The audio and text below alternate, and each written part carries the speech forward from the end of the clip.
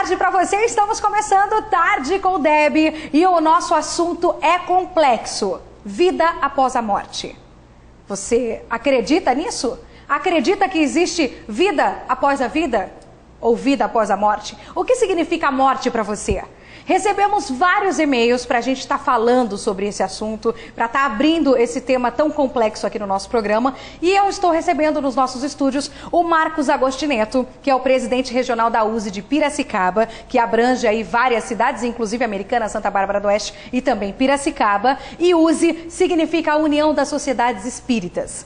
Marcos, seja bem-vindo aqui no nosso programa. Obrigado. Agradeço aí que você tenha aceitado o nosso convite para falar sobre esse assunto. E vida após a morte. Para os espíritas, o que significa isso?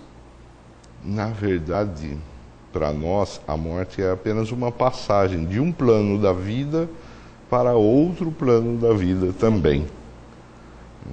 Quando nós reencarnamos, ou seja, a nossa vida perene, ela é espiritual. Nós momentaneamente utilizamos de um corpo carnal para vivenciar experiências, aprendizado e tudo mais. E, de acordo com a quantidade de anos aí planejado, né, nós retornamos à verdadeira pátria, que é a pátria espiritual. É lá que, digamos assim, existe a eternidade. Porém, esse lá não é um local circunscrito,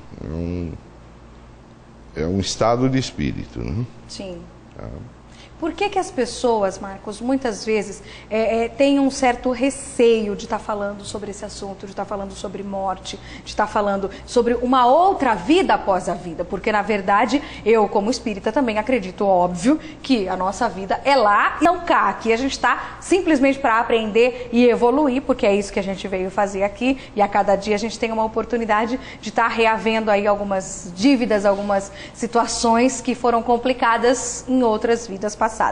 Mas aí, eu te pergunto, por que as pessoas têm tanto receio, têm esse certo tabu de estar falando sobre isso?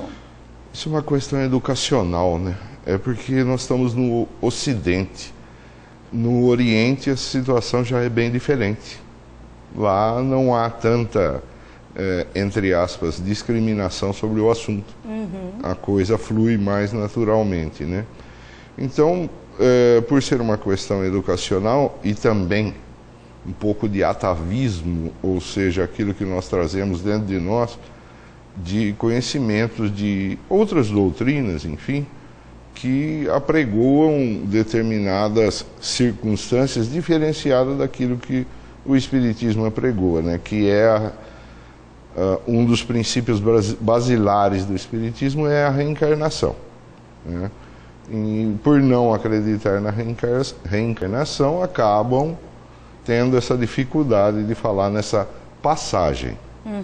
E a gente sabe que existem alguns contatos com o mundo da espiritualidade através de médiuns especializados, estudados, que trabalham com isso há alguns anos. A gente teve aí recentemente Chico Xavier, vários filmes exibidos que foram feitos aí das obras de Chico, e também a gente teve a obra do Nosso Lar, que foi um livro psicografado aí pelo Chico Xavier, que foi ditado pelo Emmanuel e também com a autobiografia toda do André Luiz, não é? A gente sabe que foi o André que escreveu, que teve uma história maravilhosa. E a gente, pelo filme, para quem não é espírita e para quem não estudou sobre o assunto, saber e conhecer um pouco mais do que seria uma vida espiritual. Seria mais ou menos o que é lá mesmo que a gente viu no filme, Marcos? Sim, sim. O filme é óbvio, né? Pelo espaço de tempo, pelas circunstâncias que as telas exigem, né? Sintetizaram a situação. Você citou a obra Nosso Lar, né? Quem tiver a oportunidade de ler o livro já verá uma situação mais abrangente, sim, mais detalhada. Ali, é óbvio, pelo reduzido espaço de tempo que eles têm, foi necessário criar aquelas determinadas situações. E a mídia tem colaborado muito na divulgação dessa doutrina, né?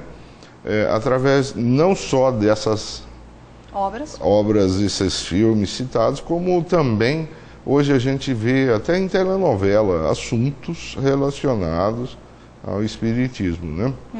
Que é bom, com isso vai elucidando bastante. A gente viu recentemente, no encontro com a Fátima Bernardes, um programa sobre este tema, inclusive, vida após a morte, e eles falavam sobre cartas psicografadas que mães receberam. Cristiane Torlone, que é atriz da Globo, recebeu uma carta psicografada do filho pelo próprio Chico. Sim.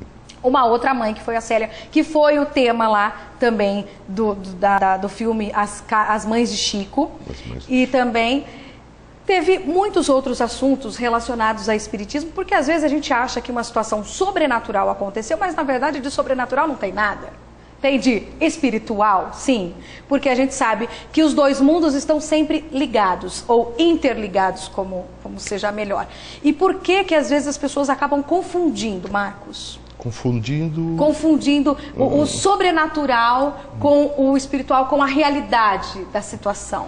De repente, com uma comunicação mediúnica, um médium totalmente especializado e que psicografa uma carta. E às vezes vem aquela relação de dúvida das pessoas, até mesmo por falta de conhecimento da doutrina.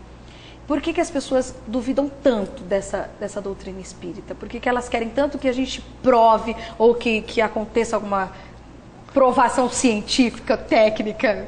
O ser humano, por natural, ele precisa de algo visível, palpável. A partir do momento que isso não ocorre, ele duvida. Ele duvida também por atavismo, por dar créditos a determinadas situações como se elas fossem milagres. Um verdadeiro estalar de dedo da divindade e assim ficou. Quando na verdade os milagres, hoje a gente entende um pouco mais, principalmente em função da doutrina espírita vir elucidar essas situações que na verdade não são milagres, são fatos naturais, apenas desconhecidos momentaneamente por nós e também em função do estágio evolutivo que a humanidade como um todo se encontra. Não adiantaríamos, por exemplo, trazer determinadas situações na época em que Jesus viveu, e ele sabia disso. Seriam tidas como inexplicáveis, seriam tidas como milagres, como foram assim reconhecidos, né? Quando na verdade trata-se de faculdades que o espírito evoluído tal como Jesus o foi, que é o nosso mestre, que e é bom que se diga, o espiritismo é uma doutrina cristã, tá? Sim. Ele deixou-nos exemplo de que é possível. Ele mesmo disse: vós sois deuses, podeis fazer o que eu fiz, o que eu faço e muito mais, né? E realmente a gente vê através da razão, através da lógica, através de um estudo constante da doutrina espírita que é possível, né? Talvez não seja possível para mim, para você, para outrem, mas que é possível, tudo é possível, né? E essa determinada comunicação com os espíritos sempre é feita de lá para cá? Ou existe a possibilidade que seja daqui para lá também? Porque as pessoas querem saber. Sim, isso daí. Porque as pessoas acham que de repente é muito fácil o médium chegar lá e falar: não, eu quero conversar com fulano de tal, quero conversar com a Camargo, e aí vai conversar. Essa linha de pensamento ficou célebre com a frase que o Chico disse, né? O telefone só toca de lá para cá, exatamente. E não daqui para lá, exatamente. Né? Porém, o Chico, na sua grandeza espiritual, né, ele quis ali, vamos falar assim, desvencilhar-se de uma possível alongamento da questão. Há a possibilidade de se fazer evocações, e aonde o telefone tocaria daqui para lá. Porém,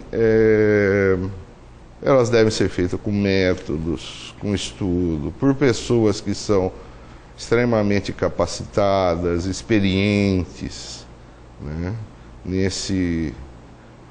nessa linha de conduta, digamos assim, né?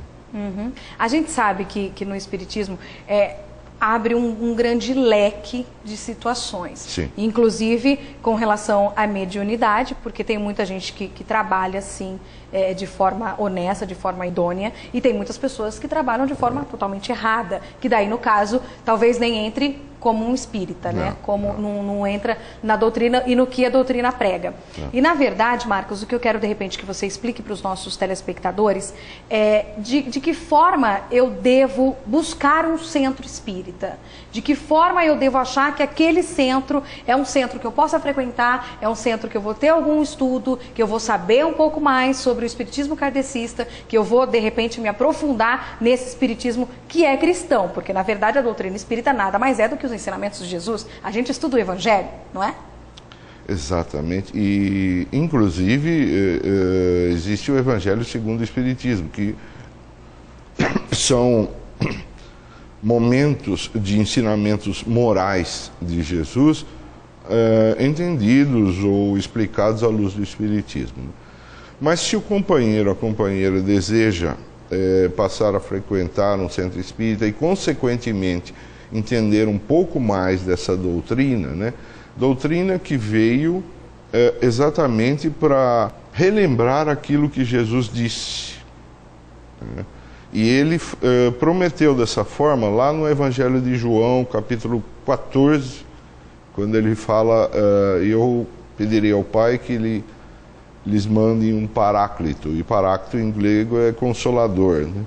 Então, nós também nominamos, né, o Espiritismo como o Consolador Prometido, né? Uhum. É uma revelação de ordem coletiva e não individual, tal como as duas primeiras o foram através de Moisés e de Jesus, né? São revelações que se sintetizaram em uma pessoa. Já a terceira revelação que nós consideramos, que é o Espiritismo, é uma revelação de ordem coletiva.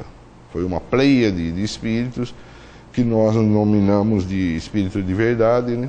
E que trouxeram, através do codificador, Hipólito Leon Delisard de Rivaio, que se auto-nominou de Allan Kardec,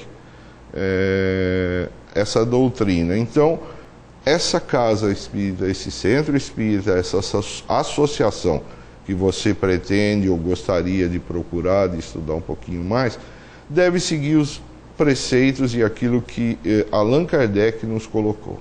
É essa a busca, é esse o estudo. O Espiritismo é composto de 5 livros, é o que nós chamamos de Pentateuco, né? Que é o Livro dos Espíritos, Evangelho segundo o Espiritismo, Livro dos Médiuns, a Gênese e o Céu e o Inferno.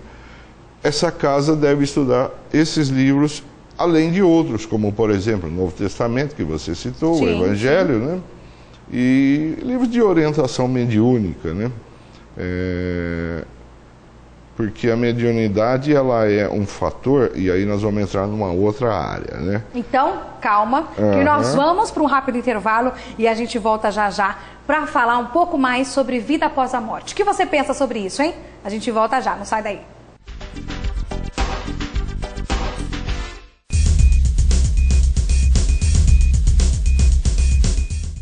Mesas, cadeiras, armários, poltronas, objetos de decoração. Na MP Mobiliário Corporativo, você encontra o item ideal para o seu escritório e até para a sua casa. Com um showroom de 850 metros quadrados, estacionamento próprio e atendimento especializado, a MP está pronta para oferecer a melhor solução para o seu projeto. Rua Dr. Cândido Cruz, 112, Americana, 3461-5256. Chocolate Restaurante. Cardápio diferenciado todos os dias. Sempre uma variedade de saladas, vários tipos de carnes na churrasqueira, atendimento VIP, estacionamento próprio e ambiente climatizado. Venha conferir. Rua Guglielmo 44, atrás do Colégio Politec. www.chocolate.com.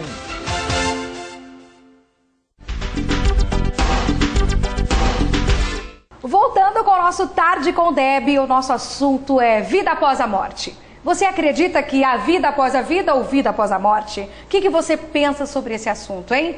Eu estou aqui recebendo o Marcos Agostineto, que é presidente regional da USE de Piracicaba, e nós estamos falando sobre este assunto totalmente complexo.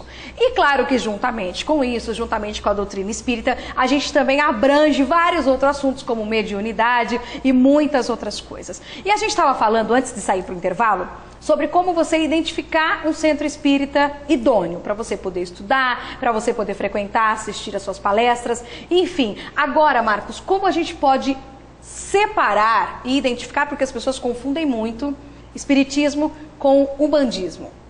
As pessoas confundem, acham que existe algum tipo de ritual no espiritismo, enfim. Qual é essa diferença? O espiritismo não possui ritual nenhum. O espiritismo não possui nenhum tipo de dogma, não se utiliza de instrumentos de qualquer espécie, não possui uma hierarquia estabelecida, ela é reconhecida moralmente através de votação entre os seus pares, né? E, consequentemente, a forma de atuação é bastante diferenciada do que, com todo o respeito, os nossos companheiros que seguem doutrinas afro-brasileiras. Né? Respeitamos. É óbvio que nessas casas que nós citamos também ocorrem situações mediúnicas, mas não só lá. Sim. Como também em qualquer doutrina existente. Né? Mesmo porque a mediunidade, gente, tem um leque esplendoroso, gigantesco de mediunidades, de formas mediúnicas para que você possa trabalhar com isso ou se trabalhar nisso. Que existem muitas formas, a gente sabe, a gente conhece as mais comuns, que é a da comunicação psicografada, a psicofonia, né? A gente sabe, então, e inclusive também aquela mediunidade que a gente sabe que se parece com a física, mas não é, eu não me lembro muito bem o nome, mas é daquela que você consegue ver a pessoa, enfim. E a gente sabe que existem alguns grupos de estudos. Vidência, isso, de vidência. A vidência mesmo, só para você ter uma ideia, ela hoje já está sendo considerada como um fator não mediúnico. Verdade. É um fator natural, passa a ser. Existe a vidência, clarividência e outros mais. Né? Só a título de curiosidade, por exemplo, a mediunidade de psicopictografia. Nossa, que nome difícil. O que é isso? É o cidadão, a cidadã que serve de instrumento, como médium. Médium significa intermediário. Sim. Então, exatamente por isso, é um instrumento utilizado como intermediário entre os dois planos da vida. E na mediunidade de psicopictografia, normalmente as comunicações são de artistas plásticos e que pintam telas. Olha que interessante. Aqui em Americana, no momento, a gente desconhece médium portador desse tipo de faculdade, que a mediunidade é uma faculdade. Mas nós temos e já recebemos médiuns com esse tipo de mediunidade bastante ostensiva. Os exemplos mais gritantes são as irmãs Daiane, Daniele e Cris, que são de Iporá, Goiás. Né? Sim. A mediunidade também consiste, né, tal como você citou, e ela não é de propriedade do espiritismo. Ela existiu desde sempre. Apenas não era conhecida como mediunidade e etc. Esse termo médium passou a existir a partir do espiritismo, que é de 1857, ou seja, aproximadamente um século e meio. Sim. Mas ela existiu desde sempre. Se nós estudarmos o Evangelho com a verdadeira intenção de identificar eventos mediúnicos, nós encontraremos vários, N exemplos de mediunidade no próprio Evangelho. Assistindo a entrevista da Cristiane Torlone, que eu assisti esses dias pela internet, ela disse o seguinte, que quando ela perdeu o filho, ela imaginou que ela nunca mais fosse poder viver de novo, poder ter uma vida comum. Trabalho, estudo, marido, outro filho, casa e tudo mais. Porque, claro, a gente perde um ente, a gente fica totalmente perdido. A palavra é essa, você se reclusa para viver o luto e aí tudo tem aquele processo de acomodação, de aproximação para você poder saber o que está se passando. E a gente sabe que para a gente essa separação é dolorosa, mas para a pessoa que se foi também é doloroso, não é, Marcos? Sem dúvida, sem dúvida. Isso daí são sentimentos. Porque o espírito é único. São sentimentos, o sentimento de afinidade, aproximação, irmandade, familiaridade, companheirismo, eles continuam, esses são perenes. Esses fazem parte do verdadeiro tesouro que Jesus se referiu. Né? O amor, que é o mais sublime de todos os sentimentos, tudo isso faz parte desse pacote que vai dentro do tesouro que as traças não corroem, tal como Jesus se referiu. Né? Com certeza. Então, realmente a saudade fica, e outros sentimentos mais, e a pessoa que não se preparou para esse momento, ele tende a sofrer mais, né? Tende a normalmente achar que é o fim da vida, né? Que nada mais é possível, que não merecia, que Deus é injusto, e, enfim, atribuições desse tipo. Mas a gente que acredita e sabe dessa transformação do espírito, né, dessa passagem, desse retorno, a gente tem pelo menos esse fator a minimizar um pouco a dor, né?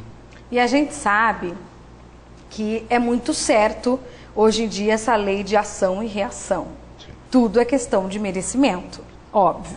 Você pode rezar sua vida inteira, e se você não fizer por merecer, você não vai alcançar graça nunca. Isso já é fato, todo mundo sabe. E a gente sabe que de alguns anos para cá, Marcos, a espiritualidade tem aumentado muito e tem exigido muito das pessoas, muito mesmo. E não só dos espíritas, mas de todas as outras religiões e todas as outras doutrinas que possam existir. E a gente sabe que a espiritualidade estando tão forte, tão presente no dia a dia, mostrando cada vez mais que ela existe. Oi, estou aqui. Você precisa chegar até mim, senão tudo vai por água abaixo. E essa lei de ação e reação cada vez mais acontecendo. Você faz aqui, aqui se paga. A gente sabe que está mais ou menos assim. E as pessoas estão levando isso não muito a sério. As pessoas parecem que estão muito a ferro e fogo. A minha vida está... Estou muito cansada, estou trabalhando muito, eu não tenho tempo para isso, não tenho tempo para procurar Deus, não tenho tempo para me resguardar. Isso acaba prejudicando o espírito no final, Marcos? Sim, infelizmente sim. Se a conduta for dessa forma, sim, né? Perdeu uma grande oportunidade, né? Nós somos cotidianamente, hora a hora, minuto a minuto, inspirados por nossos companheiros da espiritualidade que nos querem bem, que apenas porque nós estamos num corpo de carne, nós não lembramos da existência deles. Porém, eles nos influenciam cotidianamente. Mas existe uma regra também na espiritualidade, uma lei, e ela é levada muito em consideração pelos espíritos. Eles respeitam o livre-arbítrio.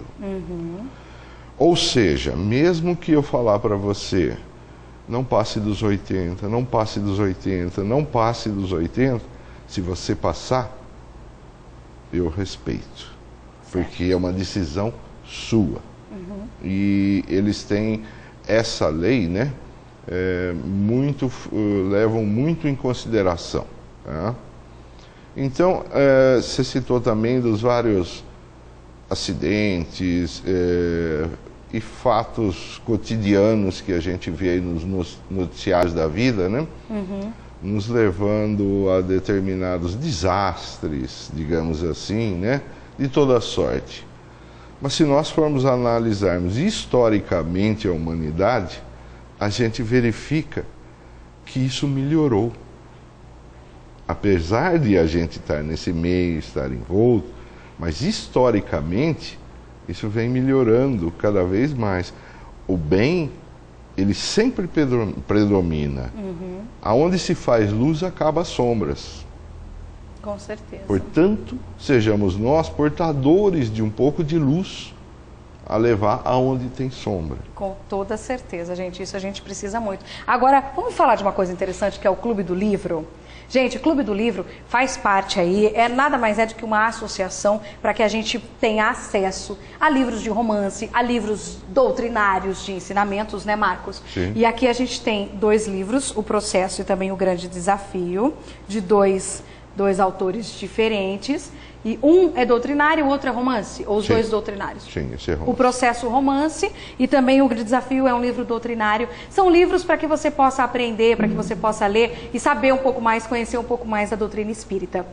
Aqui em Americana, a gente pode falar com o Aurélio, é isso? Aurélio. Com o Aurélio, o telefone é o 36014711 para poder ter acesso. O valor é irrisório para você estar pagando e estar tendo acesso a esses livros e também a cultura e a doutrina espírita para você saber um pouco mais. Isso é muito importante. Marcos, eu quero agradecer a sua presença grandemente aqui no nosso programa, abrilhantando aí esse nosso assunto e levando um pouco mais de conhecimento para o pessoal que está em casa. Apenas eu, como último recado, deixo aos ouvintes que se realmente se dedicarem a estudar a doutrina espírita, esses livros são, digamos assim, livros acessórios. Os livros principais devem ser aqueles componentes do Pentateuco da doutrina espírita, começando com o Livro dos Espíritos, que é um livro que contém 1018 perguntas e respostas, né? E que começa desde a introdução. Mas a primeira pergunta que Kardec faz ao Espírito de Verdade é tão inteligente que ele questiona: que é Deus? Exatamente, o que é Deus? Ele não pergunta o que é Deus, Que é Deus? Quem é Deus. Ele pergunta: que é Deus? E a resposta do Espírito de Verdade é bastante esclarecedora, né? Colocando-nos que se trata da inteligência suprema e a causa primária de todas as coisas. Ou seja, ali a origem é Deus. Com toda certeza. Portanto, você, ouvinte, é também uma pequena fração da bondade de Deus, mas pequena que muito pode fazer. Exatamente. Obrigada mais uma vez pela sua presença. Leve um abraço grande aí de toda a TVIM para o pessoal da USE lá de Piracicaba. E o meu beijo para você que está em casa curtindo o nosso programa. A gente volta amanhã aqui na TVIM. Tchau!